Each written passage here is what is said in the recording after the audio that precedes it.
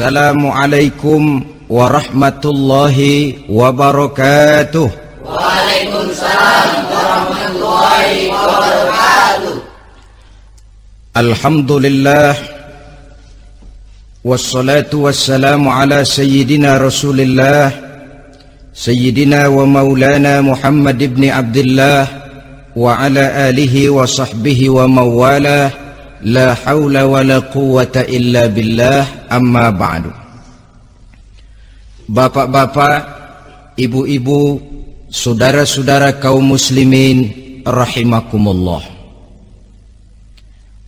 Sudah menjadi keyakinan dalam kehidupan kita bahwa segala yang ada permulaannya tentu akan ada penghabisannya. Setiap yang punya awal mesti akan punya akhir.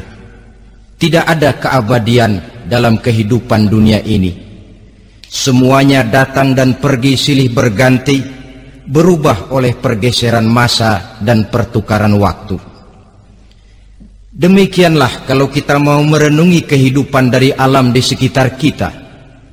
Sejak dari kehidupan tumbuh-tumbuhan, binatang, sampai kepada kehidupan kita, makhluk bernama manusia. Lihatlah kita manusia misalnya.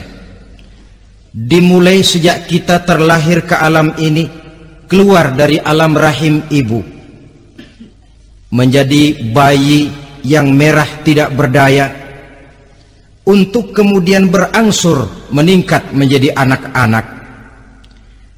Dari kehidupan anak-anak berubah lagi kita menjadi remaja dengan segala keceriaan dan kelincahannya, dan dari masa remaja naik lagi kita memasuki usia dewasa, untuk kemudian berangsur memasuki hari tua. Lalu setelah kita memasuki hari tua, sehari, seminggu, sebulan, setahun, sampailah kita kepada batas waktu yang telah ditentukan oleh Allah, yang dinamakan ajal, dan bertemulah kita dengan yang disebut maut. Ini merupakan kepastian dalam kehidupan. Kalau saja kita mau merenung perubahan-perubahan yang terjadi pada diri kita, seharusnya membuat kita insaf dan sadar.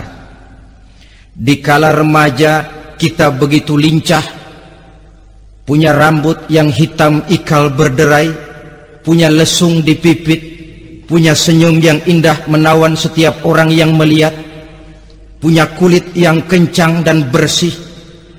Manakala kita memasuki hari tua, perubahan frontal pun terjadi. Kulit mulai jadi keriput, rambut yang tadinya hitam ikal berderai mulai memutih, nikmat berkurang.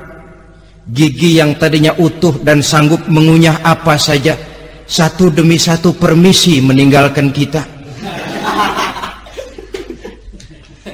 Sangat boleh jadi dikala remaja kita senyum semua orang terpikat, dikala hari tua dengan kulit yang keriput dan gigi yang tidak ada lagi, manakala kita senyum mungkin orang bakal lari dari sekitar kita.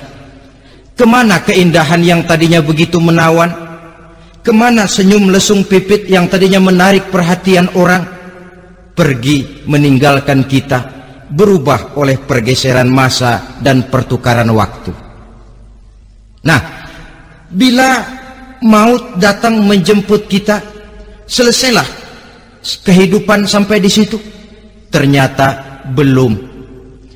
Kalau lahir merupakan perpindahan hidup dari alam rahim ke alam dunia, maka mati hakikatnya merupakan perpindahan hidup dari alam dunia ini ke alam kehidupan yang berikutnya, yang dinamakan dengan alam barzah.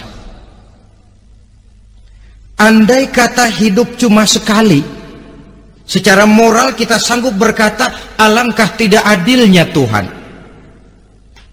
Kenapa? Dalam kehidupan ini kan aneka ragam terjadi. Ada orang yang zolim, ada orang yang dizolimi. Ada orang yang membunuh, ada orang yang terbunuh. Ada orang yang kaya, ada orang yang miskin. ada orang yang jujur, ada orang yang menghalalkan segala cara, sehingga banyak ketidakadilan yang terlepas daripada pengadilan dunia. Lalu orang pun bilang, di dunia ini katanya banyak pengadilan tapi sulit keadilan. Di dunia ini mudah mencari pengadilan tapi sulit untuk mencari ketidakadilan. Andai kata hidup cuma sekali, tidak akan ada hidup sesudah hidup yang sekarang ini. Bagaimanakah nasib mereka yang lepas dari pengadilan dunia ini? Alangkah tidak adilnya Allah, andai kata tidak ada kehidupan sesudah hidup yang sekarang. Tentulah akan terjadi di mana orang menghalalkan segala macam cara untuk mencapai tujuan. Yang penting kan saya kaya, yang penting kan saya punya jabatan dan kedudukan tinggi. Kalau perlu jilat atas, jilat atas. Kalau perlu sikut kiri kanan, sikut kiri kanan. Kalau perlu injak bawah, injak yang bawah. Ini prinsip daripada orang-orang komunis, dan pantas karena mereka tidak percaya kepada kiamat, pantas karena mereka tidak percaya akan adanya kehidupan sesudah hidup yang sekarang ini. Maka saya menghimbau kepada seluruhnya, kita sudah kadung menyepakati negara ini berdasarkan Pancasila. Kita sudah kadung konsensus bahwa PKI dengan seluruh ajarannya tidak punya hak hidup di bumi Pancasila yang kita cintai ini. Maka salah satu ajaran PKI tujuan menghalalkan cara. Kita orang Indonesia yang berbudi pekerti luhur, yang punya nilai budaya tinggi, janganlah sampai mencaci PKI, membubarkan PKI, mengutukkan PKI, tapi dalam kehidupan sehari-hari prakteknya prinsip komunis kita pakai. Apa itu? Tujuan menghalalkan cara. Asal sudah tujuan tercapai, cara apapun saja halal. Itu pandangan hidup orang yang tidak percaya kepada adanya hari akhirat. Sebagai muslim yang yakin akhirat ada, kiamat pasti akan datang. Hidup tidak cuma sekali. Maka kalau kita zalim, kalau kita berbuat aniaya, kalau kita melakukan korupsi, kalau kita merugikan orang lain, boleh jadi kita terlepas daripada pengadilan dunia.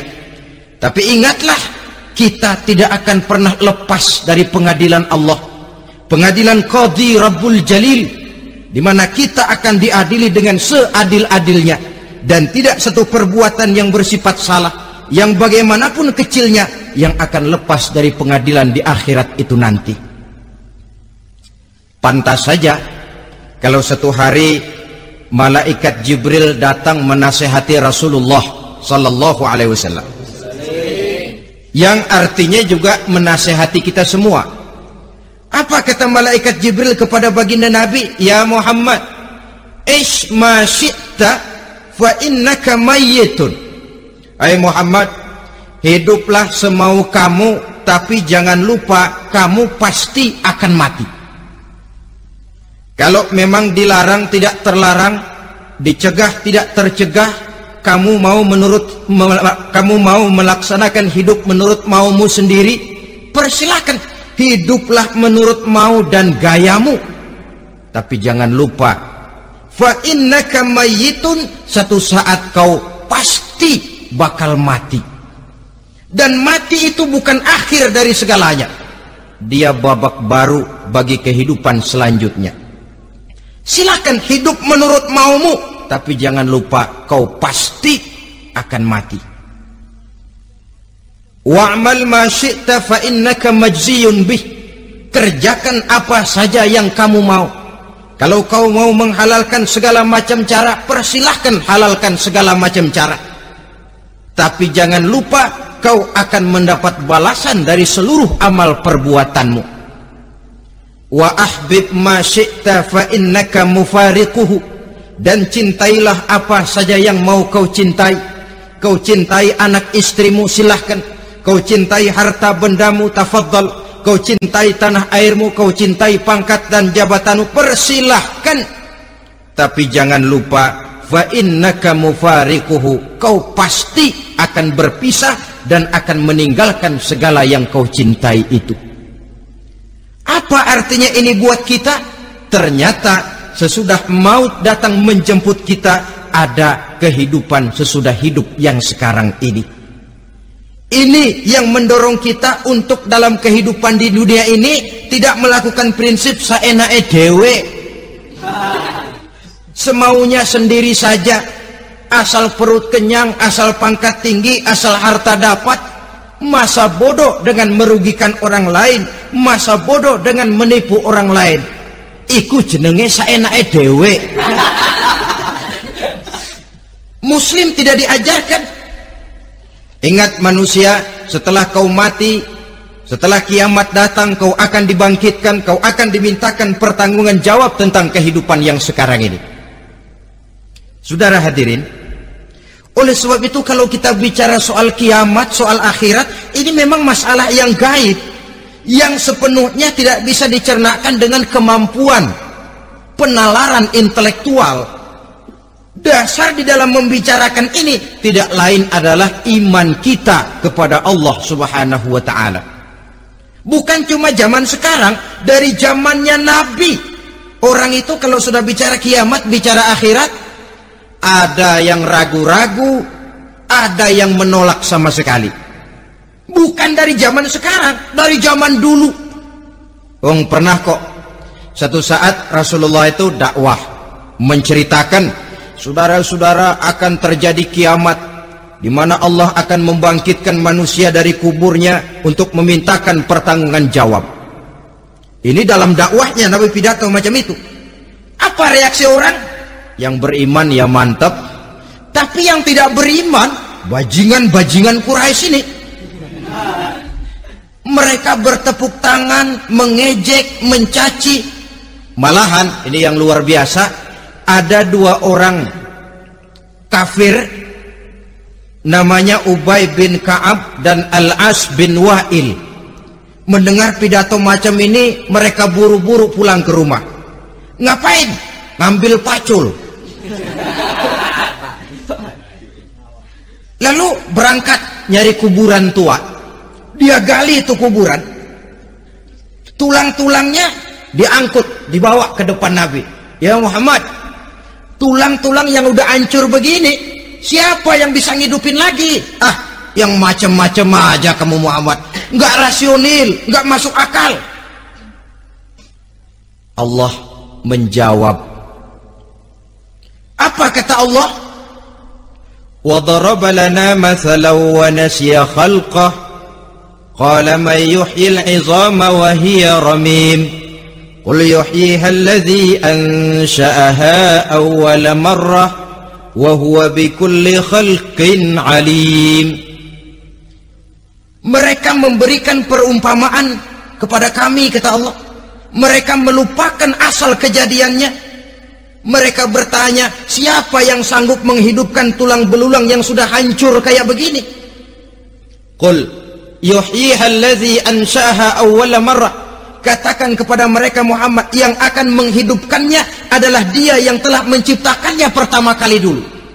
Kalau dia sanggup menciptakan, dia tentu lebih sanggup lagi untuk mengembalikan reproduksi ciptaan itu sebagaimana semula.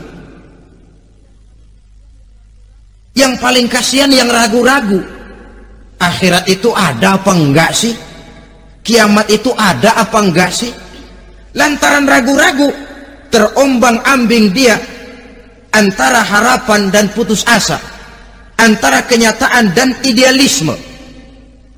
Ada yang buta sama sekali 100% terhadap keadaan-keadaan sesudah mati. Perhatian mereka hanya tercurah kepada kehidupan sebelum mati. Yang mereka perhatikan siang dan malam tidak lebih daripada urusan perut. Pergi pagi, pulang sore, peras keringat, banting tulang. Cuma soal makan, soal minum, soal pakaian, soal kendaraan, soal rumah tangga, soal anak, soal istri. Yang mereka pentingkan hanya soal-soal politik misalnya, ekonomi, pembangunan dan industri. Untuk soal-soal kayak begitu, giat betul.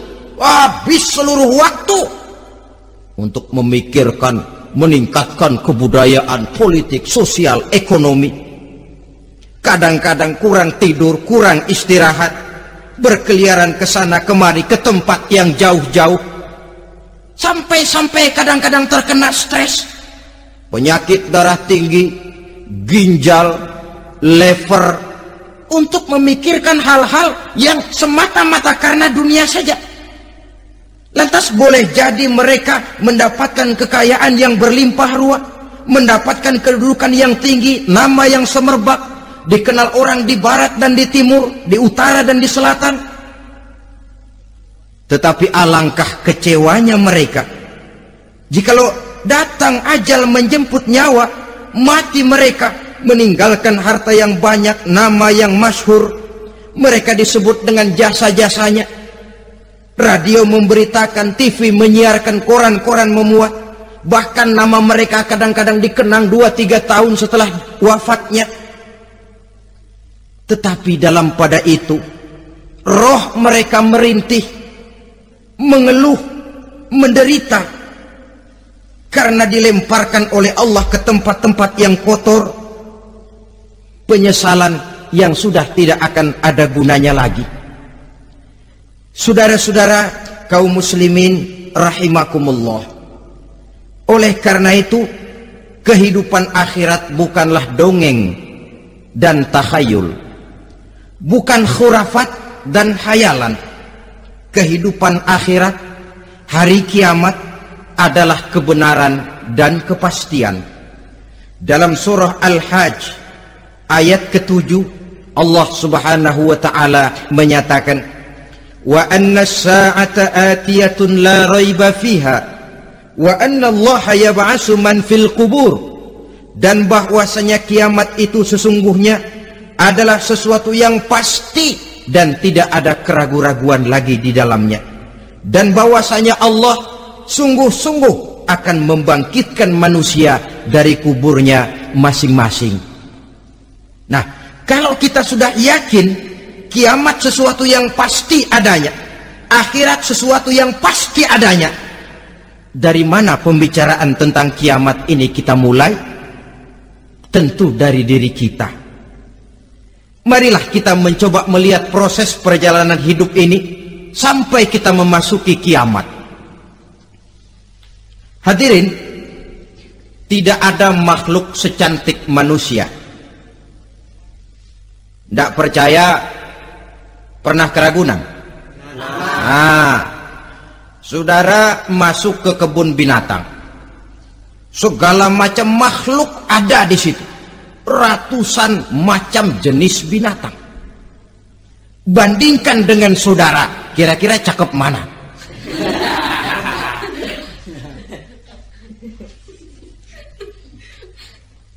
Dari seluruh makhluk yang diciptakan Allah itu, manusia fi ahsani taqwim, dalam bentuk yang paling sempurna, sejak susunan biologis sampai kemampuan berpikir.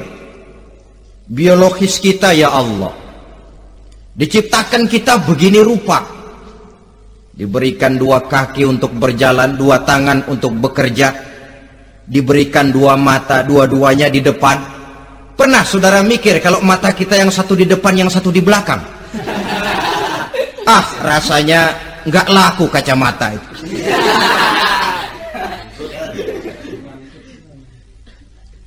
Diberikan hidung dengan 2 lubang, tahu betul Allah ke bawah lagi lubangnya. Coba pikir kalau lubang hidung kita menghadap ke atas, aduh, kalau musim hujan repot jagain hidung. Laqad khalaqnal insana fi ahsani taqwim. Sungguh telah kami ciptakan manusia dalam bentuk kejadian yang paling sempurna ketimbang makhluk-makhluk Allah lainnya. Nah, kesempurnaan manusia ini oleh karena hidupnya terdiri dari 2 unsur pokok. Pertama unsur jasmani dan kedua unsur rohani, jasad dan roh. Jasad yang terlihat sekarang ini, potongan saudara yang ngejedok di depan saya ini jasad saudara. Ini yang berasal dari saripati makanan yang dimakan oleh bapak ibu kita. Lalu hasil kerjasama yang baik antara ibu dengan bapak, terwujudlah kita.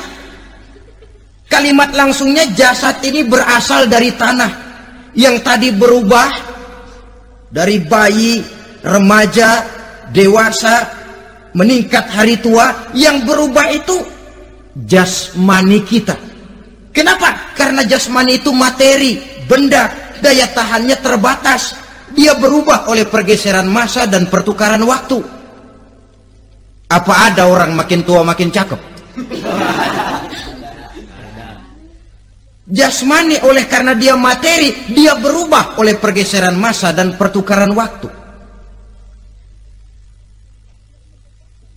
Nah, yang menyebabkan jasmani itu bergerak karena ada roh di dalamnya. Ini yang menyebabkan kehidupan. Ini yang menjadi sumber kehidupan, pusat kesadaran dan pengertian dalam kehidupan manusia. Tanpa roh dalam diri kita, maka jasad kita, pernah lihat orang mati? Nah, itu kalau orang mati, coba perhatikan. Apanya yang kurang? Kupingnya masih ada, tapi sudah tidak sanggup mendengar. Matanya masih lengkap, tapi tidak mampu melihat. Jangankan melihat, terbuka saja tidak. Mulutnya masih ada, tapi sudah tidak bicara lagi. Telinganya cukup, tapi sudah tidak sanggup mendengar. Kakinya lengkap, tapi tidak mampu lagi berjalan. Apa penyebabnya itu? Ternyata jasmani kita, jasad ini, manakala sudah ditinggalkan oleh roh, dia tidak akan bisa berdaya apa-apa. Tidak mampu berjalan, tidak pula berbuat, tidak pula bekerja apapun saja. Saudara-saudara, dua-duanya punya kebutuhan. Jasmani ada kebutuhannya, rohani pun ada kebutuhannya. Jasmani yang jelas perlu makan, perlu minum, perlu tidur, perlu pakaian, dan sebagainya. Nah, apabila saat berpisah datang, ajal sampai, berpisahlah roh dan jasad. Dan itulah yang dinamakan dengan maut. Jadi apa sih mati itu? Mati adalah berpisahnya roh dengan jasad. Sebab itu Islam sangat menganjurkan kita untuk banyak-banyak mengingat mati. Bagaimana caranya mengingat mati? Pertama, mati itu kan pasti. Kira-kira yang hadir di sini ada yang nggak mati nggak kira-kira? Semuanya bakal mati kan? Berani? Berani. Sekarang mau? Saudara, sebenarnya kalau kita merenung lebih jauh, orang itu tidak perlu takut mati. Walaupun tidak boleh terlalu berani menghadapi mati. Karena bagaimanapun takutnya kita kepada mati, toh dia pasti datang. Bagaimanapun beraninya kita mati, kalau belum ajal ya tidak mati juga. Jadi muslim itu kan harus berani menghadapi hidup dan tidak takut menghadapi mati. Mati adalah sesuatu yang pasti. Muslim dianjurkan banyak-banyak mengingat mati dalam kehidupan. Caranya bagaimana? Pertama, berziarah nengokin teman yang sakit. Ya? Suka nengokin teman yang sakit enggak? Oh, itu pahalanya kata Nabi. Menengok orang yang sedang sakit lebih afdol daripada sholat sunnah 1000 rakaat. Apa pernah saudara sembahyang sunnah sampai 1000 rakaat? Nengokin orang sakit pahalanya lebih afdol daripada itu. Kenapa menengoki orang sakit mengingatkan kita kepada mati? Iya ya, ini teman saya yang kemarin seger banget, bercanda sama saya, ketawa sama-sama, sekarang terbaring tidak berdaya, hilang kemampuannya, hilang keceriaannya, sakit. Iya kalau sembuh, kalau ajal, iya sekarang giliran dia, kalau jatuh ke saya. lalu menghibur teman dengan kata-kata yang enak yang akan mendatangkan sugesti supaya dia cepat sembuh. Jangan nengokin orang sakit jujur, sakit apa lu? Perut. Emang teman gua kemarin sakit begini mati ya? Wah, itu orang bisa jadi shock lantaran etika kita tidak akan sampai ke sana. Menjenguk orang sakit akan mengingatkan kita kepada mati. Apalagi ziarah kubur. Ada yang orang tuanya sudah meninggal? Nah, kalau ada, ya tidak bisa tiap hari, sekurang-kurangnya seminggu sekali. Jumat pagi misalnya, ziarah kita ke kubur. Sehingga kalau kita masuk kubur kan ada etikanya. Assalamualaikum ya ahlal kubur wa inna insyaallahu bikum lahikun. Hai penduduk kubur, keselamatan bagi kamu dan kami yang masih hidup sekarang ini insya Allah pasti bakal nyusul kamu. Iya, yang kemarin gagah benar sekarang terbaring tanpa daya. Ini unggukan kuburannya. Yang kemarin ada sekarang sudah tidak ada. Kemana dia? Kami satu saat pasti akan begini. Ingat mati. Lalu apalagi yang bisa membuat kita ingat kepada mati? Mengawal jenazah. Bukankah sangat dianjurkan oleh agama? Bahkan kalau bisa sejak mengurusnya, memandikannya, mengkafankannya, menyolatkannya untuk kemudian mengantarnya ke kubur. Hari ini saya antar dia ke kubur, besok boleh jadi saya yang diantar orang. Hari ini saya solatkan dia, besok boleh jadi saya yang disolatkan orang. Hari ini saya masukkan dia ke liang lahat, besok mungkin giliran saya dimasukkan orang ke liang lahat. Ingat mati, tumbuh kesadaran. Lalu daya positifnya dalam kehidupan apa? Nah, saudara-saudara hadirin, orang yang mengingat mati bukan lantas menjadi lemah dalam kehidupan, menjadi putus asa, sedikit semangat, terbentur kesulitan, mudah frustasi. Bukan itu tujuannya kita diperintah mengingat mati.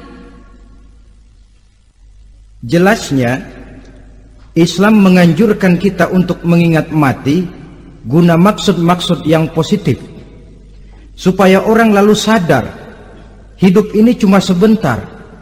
Maka mumpung hidup, nah ini mumpung, tapi mumpung yang baik.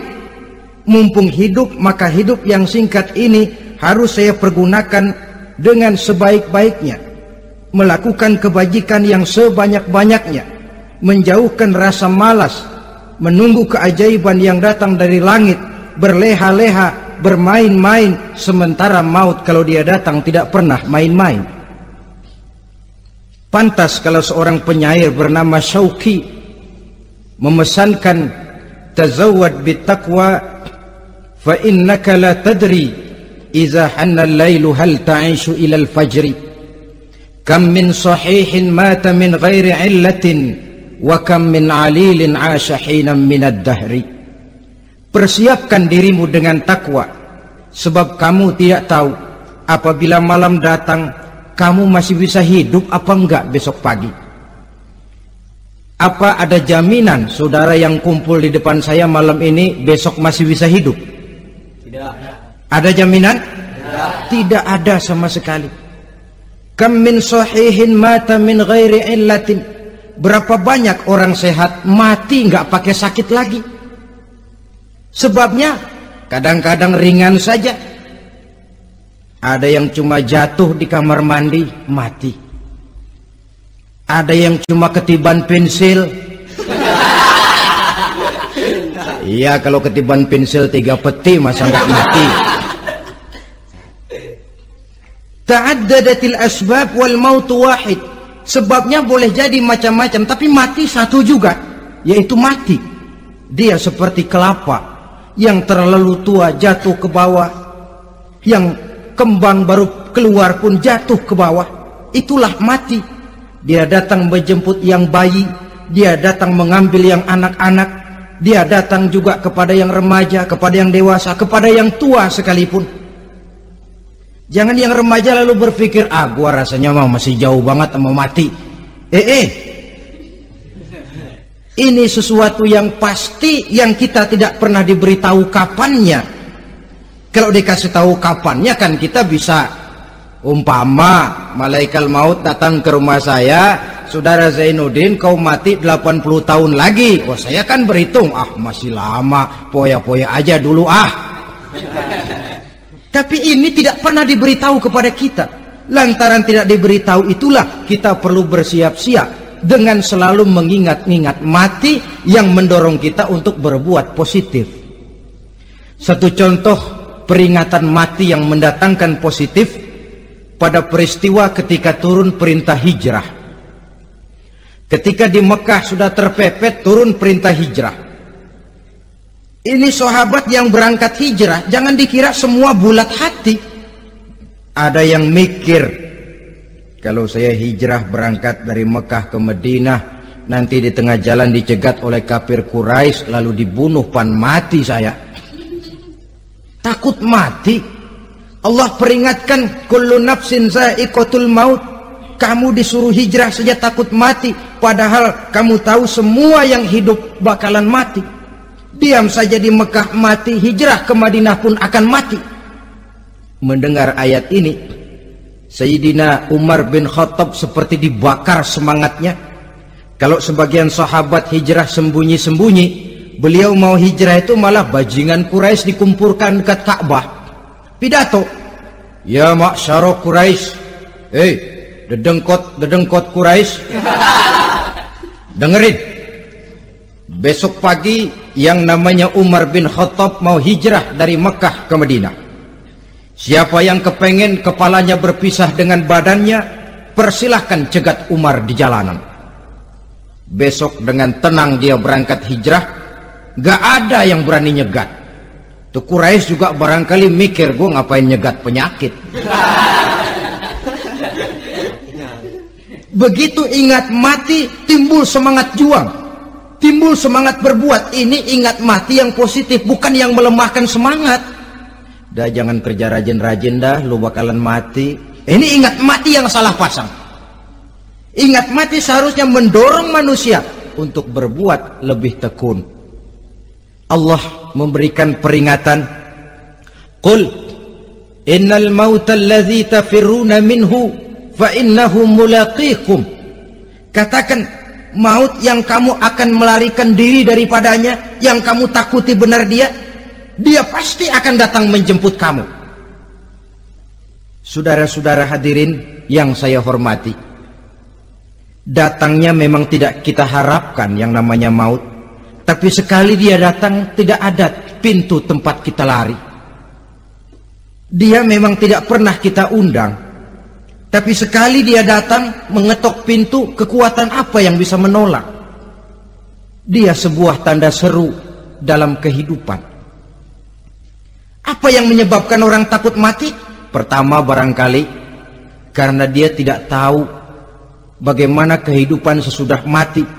Alam kubur gelap, alam akhirat gelap, sehingga dia bingung. Lantaran bingung lalu jadi takut. Yang kedua boleh jadi oleh bayangan-bayangan dosa yang pernah dia kerjakan di dunia ini. Kerjanya cuma menumpuk dosa. Dia gembira, bahagia, tertawa di atas tumpukan dosanya, merasa segan berpisah dengan seluruh kehidupan ini. Sehingga boleh jadi maut adalah sesuatu yang ditakutkannya benar dalam kehidupan. Tapi bagaimanapun takutnya, tidak ada tempat lari dari dia. Dalam ayat lain Allah jelaskan, ainama takunu yudrikumul mautu walau kuntum fi burujim musayyadah. Di mana saja kamu berada, dalam benteng yang paling tangguh sekalipun, maut pasti akan datang menjemput kamu. Nah, bagaimana caranya maut datang menjemput kita? Bila datang dia, sang malaikat pencabut nyawa, malaikat Israel namanya, hendak mengambil ruh kita. Dalam suasana macam begitu, di akhir kehidupan dunia, dalam berhadapan dengan sakaratul maut, terbagilah manusia dalam dua bagian besar. Pertama, yang menghadapi sakaratul maut itu dengan husnul khatimah, baik di akhirnya, sehingga pada saat ruhnya berpisah dengan jasadnya, kelihatan dia seperti senyum, mukanya cerah. Bahkan sebelum itu boleh jadi dia sempat meninggalkan pesan-pesan yang baik. Ada yang sempat azan, ada yang sempat baca Quran. Pernah kan nemui orang yang mau mati seperti itu? Yang sempat azan, yang sempat baca Quran, yang sempat meninggalkan wasiat-wasiat yang baik. Sebab apa? Malaikat maut datang menjemput mereka juga dengan baik-baik. Dicabut ruhnya perlahan-lahan, tapi sungguh pun perlahan-lahan. Pedihnya, sakitnya tetap tiada tara. Rasulullah Sallallahu Alaihi Wasallam, dikala beliau hendak berhadapan dengan sakaratul maut, diceritakan mencelupkan tangannya ke dalam gelas berisi air, lalu mengusapkannya ke muka beliau seraya berdoa, "Ya Allah, mudahkan saya dalam menghadapi sekarat ini." Beliau juga yang mengatakan bahwa sakitnya sakaratul maut sama dengan 300 kali bacokan pedang. Sehingga kita diajarkan doa. Di antara doa selamat itu kan ada Allahumma hawwin alaina fi sakaratil, ya Allah, mudahkan saya di dalam menghadapi sakaratul maut itu. Ketika ruh ini keluar dari jasad, mata masih mengikuti ruh itu. Sehingga kadang-kadang ada yang matanya terbelalak dan tidak sempat ditutup, terbuka terus, mengikuti ruh itu keluar dari jasadnya. Adapun golongan kedua, manusia yang ketika berhadapan dengan sakaratul maut mendapatkan su'ul khatimah, jelek di penghabisannya. Sekaratnya sudah setengah mati, lalu jelek juga di akhirnya, mati dalam keadaan yang tidak baik, tidak terpuji. Ada yang lagi megang kartu, mati. Ada yang lagi di tempat ngadu ayam, mati. Ada yang lagi di tempat pelacuran, mati. Ada yang lagi megang botol minuman keras, mati. Nih barangkali malaikat maut gemes banget nariknya, lu bajingan, lu tarik terus kan. Mati su'ul khatimah. Makanya bagus itu. Kadang-kadang di majelis-majelis taklim kan sering dibaca, ya Allah biha, ya Allah biha, ya Allah bihusnil khatimah. Kan ada itu? Ada enggak?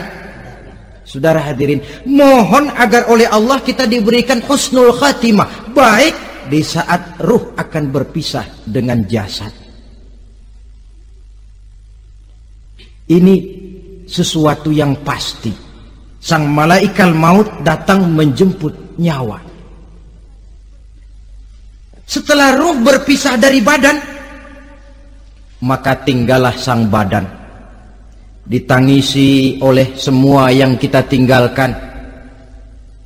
Sehingga kepada putrinya Fatimah, ketika malaikat maut datang hendak menjemput baginda Nabi, beliau berkata kepada anaknya, Fatimah, kamu tahu siapa yang datang? Saya tidak tahu, Bapak. Yang datang hadimul lazat, itu dia yang menghancurkan seluruh kesenangan dunia. Wa qati'u syahwat, yang memisahkan kita dengan seluruh yang kita cintai. Dia malaikat maut, Pak. Manakala jasad sudah ditinggalkan oleh ruh, itulah yang dikerubungi orang. Anak menangis, istri menangis, orang tua bersedih, teman-teman merasa kehilangan, menangisi jasad. Diuruslah jasad kita, dimandikan sebagaimana mestinya, dikafankan dengan kain putih 3 lembar, itu yang hendak kita bawa kembali ke tempat asal kita.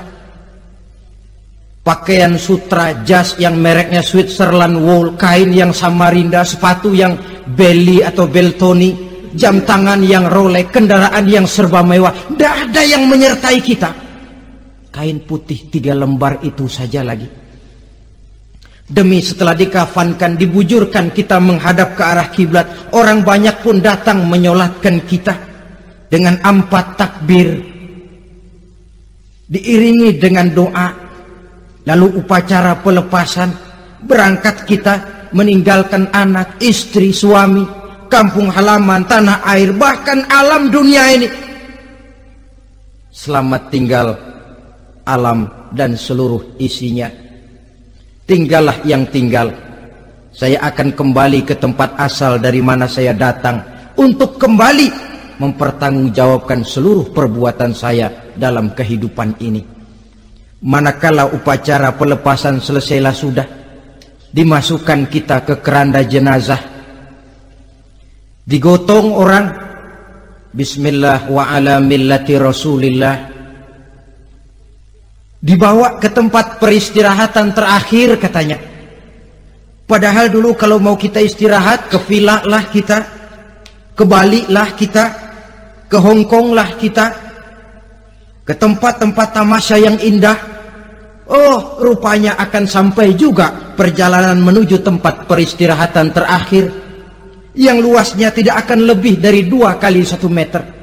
Diusung orang kita, diantarkan orang banyak.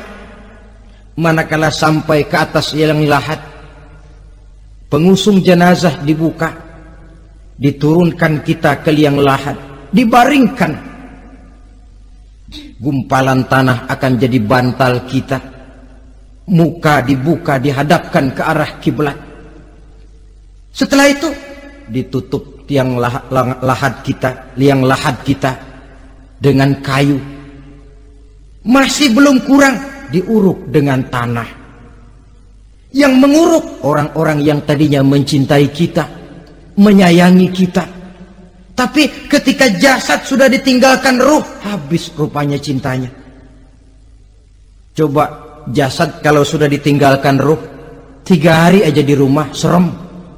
Ya mayit, siapa yang betah nemenin mayit? Lalu bila upacara pemakaman selesai, maka berusahalah semuanya. Para pengantar akan kembali ke rumahnya masing-masing. Maka masuk kita ke alam kehidupan, yaitu yang disebut alam barzakh atau alam kubur. Apa selesai hidup sampai di situ? Tidak. Hanya beberapa langkah setelah yang mengantar kita pulang. Diriwayatkan dalam hadis Bukhari dan Muslim, bila seseorang sudah diletakkan di kuburnya, lalu yang mengantar kembali pulang, maka roh si mayit akan dapat mendengar bunyi terompah orang yang pulang itu. Bunyi terompahnya terdengar. Datang 2 malaikat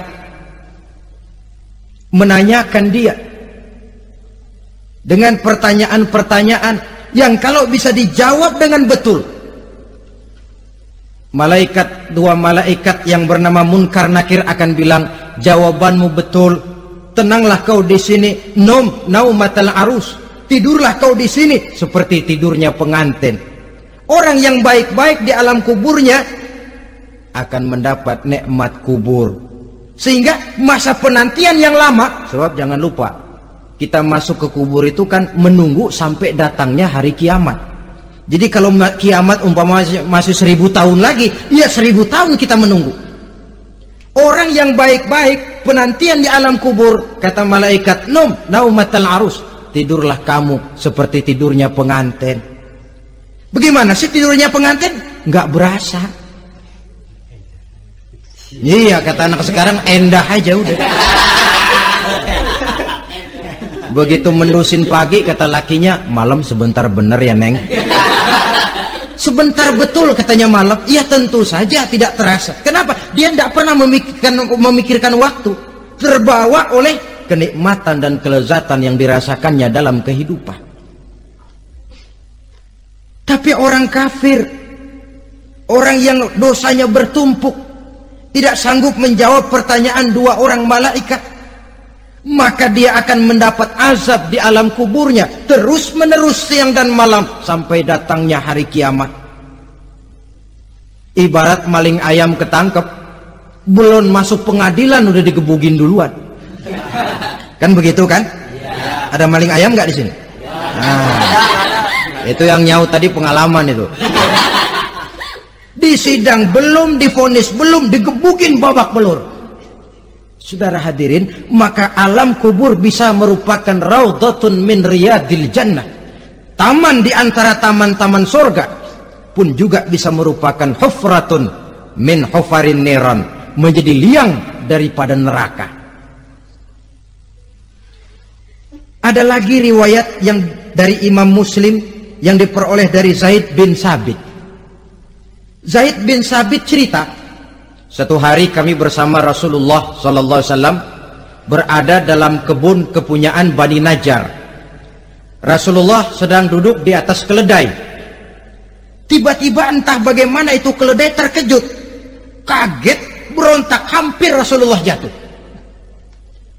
Rasulullah kemudian bertanya, rupanya di kebun itu ada kuburan tua, 5 atau 4 kuburan. Rasulullah lalu bertanya, saudara-saudara ada yang tahu nggak ini kuburan siapa? Nggak ada ya Rasulullah. Memang kenapa? Ini penghuni kuburnya lagi disiksa oleh Allah. Andai kata boleh saya mohon kepada Allah supaya kamu dengar seperti yang saya dengar, andai kata saja kamu kuat mendengarnya, saya pasti akan berdoa. Tapi sayang, saya yakin kamu pasti tidak akan kuat mendengar mereka mendapat azab di kuburnya.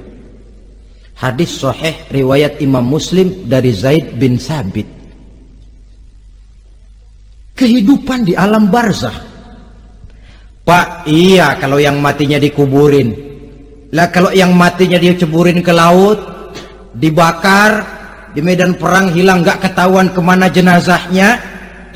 Saudara, hilang kek, dikubur kek, di dalam lautan direndam kek, itu kan cuma logika kita. Menurut Allah tidak ada perbedaan orang mati dikubur di dasar lautan atau dibakar sampai jadi abu atau gugur di medan perang tidak ketemu jenazahnya. Entah mereka tetap masuk ke alam barzah namanya. Jasad boleh hancur, tapi roh sebagai sumber kehidupan, pusat kesadaran dan pengertian, dia tetap ada, mengalami kebahagiaan dan kegembiraan atau mengalami kepedihan dan penderitaan, bergantung kepada amalan yang kita lakukan dalam kehidupan di dunia ini. Maka dalam Yasin tadi kan jelas, qul yuhyiha alladzi ansha'aha awwala marrah, yang menghidupkan mereka yang dikubur di dasar lautan, mereka yang dibakar sampai jadi abu, yang akan menghidupkan ialah Allah yang menciptakan mereka dulu pertama kalinya. Jadi kalau sudah ada aslinya, ya tentu tidak perlu contoh lagi, akan sangat mudah membuatnya. Orang tua kita, keluarga kita yang sudah berpulang, mereka di alam barzah sekarang ini bisa mendapat nikmat kubur, bisa mendapat azab kubur, bergantung amalan mereka dalam kehidupan di dunia ini. Dalam Musnad Imam Ahmad dan Sahih Abi Hatim malah ada tambahan riwayat, orang yang banyak kebajikannya di dunia, amalannya akan datang menemani dia. Sholatnya dekat kepalanya, puasa sebelah kanan, zakat sebelah kiri, menghibur dia. Malahan dikatakan berbentuk orang yang cantik menemani dia di alam kuburnya. Aneh, dia tanya, man anta lam ara fid dunya ajmal minka, siapa kamu? Di dunia ini belum pernah saya melihat orang secantik kamu. Dia jawab, ana amaluka soleh, saya adalah amalmu yang soleh yang kau kerjakan waktu di dunia. Saya sekarang diperintahkan untuk menemani kamu di sini. Alhamdulillah. Sedangkan amalnya yang jahat akan datang dalam bentuk yang menyeramkan menemani dia di sana. Bayangin deh, di kuburan ditemenin yang serem-serem. Sama juga di dunia. Di dunia, kalau kita di tempat gelap ditemenin orang cakep, enak nggak? Wah, pengalaman. Tapi coba bayangin, sudah tempatnya gelap, yang nemenin jelek nggak ketulungan, gerah kita. Nah, saudara hadirin yang saya hormati, lalu bagaimana tempat arwah-arwah yang sudah kembali menghadap Allah yang disebut mustaqarrul arwah itu? Macam-macam tingkatannya sesuai dengan profesi dan amalannya waktu di dunia. Ada roh-roh itu yang setelah pisah dengan jasad, artinya mati, ditempatkan di tempat yang disebut a'la iliyin, tempat yang tertinggi. Siapa ini? Arwahnya para nabi dan para rasul. Ini fi a'la iliyin, di tempat yang tertinggi. Arwahnya para nabi, arwahnya para rasul. Dan karena kita bukan nabi, bukan rasul, ya jangan mimpi dapat tempat fi a'la iliyin, kecuali kalau Allah menghendaki. Itu hak prerogatif Allah, tapi kan tidak adil kalau Allah melakukan itu. Ini kelompok roh-roh yang masuk golongan VIP. Wah, the first class. Para nabi, para rasul. Lalu ada pula roh-roh itu yang setelah pisah dengan jasadnya diumpamakan seperti burung-burung hijau yang berterbangan di perkebun-kebunan surga. Roh siapa mereka ini? Rohnya para syuhada, orang-orang yang mati syahid gugur membela agama. Nah, ini bedanya orang mati syahid dengan pahlawan, ya. Apa bedanya syuhada dengan pahlawan? Kalau syuhada, orang yang gugur membela agama, niatnya karena Allah, mati syahid. Kalau pahlawan, orang yang gugur membela negara, orang yang dianggap berjasa kepada pemerintah. Klimaksnya, kalau orang mati syahid jelas surga, tapi pahlawan belum tentu surga. Kenapa? Bergantung kepada negara macam apa yang dibelanya dan pemerintah model mana yang dibelanya.